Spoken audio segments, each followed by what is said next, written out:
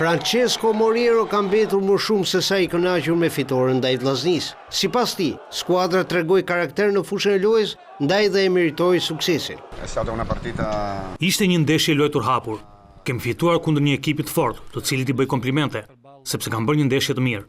Ne në këtë ndeshje u rritëm shumë, vumë zemrën, bëm ndeshjen perfekte, por sidomos ishte shpirti i dur. Ta ngadalë po rritemi, duhet të qëndrojmë me këmbë në tokë dhe të punojmë. Po mundojmë të gjejë ekuilibrin në ekip. Më duheshin këta lloj lojtarësh në këtë ndeshje, na shkoi mirë.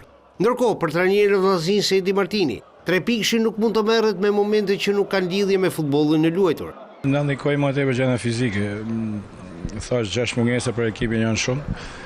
Këta lojtarë kanë luajtur kohën, ndeshja e fundit me 10 vet për 50 minuta, lodhja u nni, nuk ishim fresh, nuk ishim qartë.